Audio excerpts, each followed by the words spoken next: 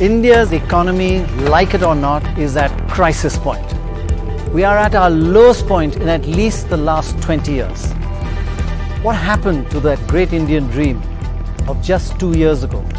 Have we moved from a breakout nation to a breakdown nation?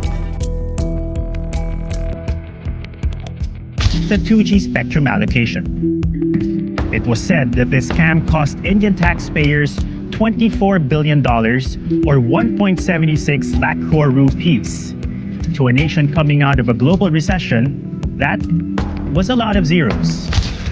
When the telecom ministry began issuing 2G licenses in 2008, that's when Raja allegedly started stacking up his house of cards. According to a report that the country's public exchequer released in 2010, Raja and his partners in crime supposedly threw protocol out the window while allocating spectrum or bandwidth, all in exchange for bribes.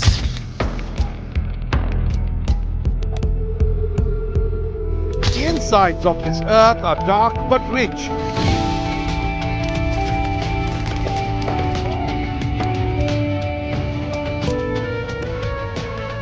Wealth hard to measure, but when an effort is made to say it in numbers, it's a shocking 1,86,000 crores. Coal storm has struck again. The CBI's sharing of the coal gate status draft report with the law minister called a massive breach of trust by the Supreme Court.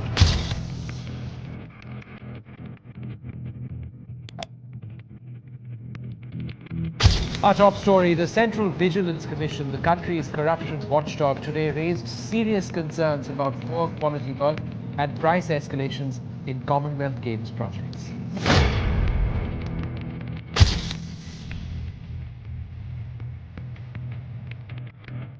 In 2008 terror attacks in Mumbai. The attacks were carried out by 10 Lashkar-e-Taiba terrorists. At least 166 people lost their lives in the incident.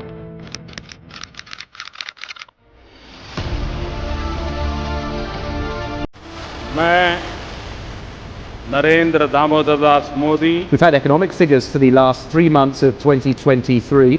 The economy grew by 8.4%. That is compared with 7.6% growth in the previous quarter. Well, earlier I spoke to our South Asia correspondent Archana Shukla in Mumbai.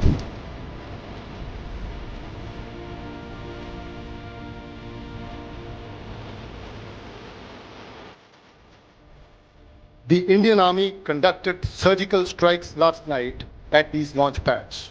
The operations were basically focused to ensure that these terrorists do not succeed in their design of infiltration and carrying out destruction, endangering the lives of citizens of our country. That today, the injustice of 70 years had been reversed. And that today, justice. India completes Kashmir integration. Narendra Modi government revokes 370 and 35A. Modi has done an unbelievable job in India. I mean, literally, and I know, the liberal press here, they beat the hell out of him. He's taken 400 million people out of poverty.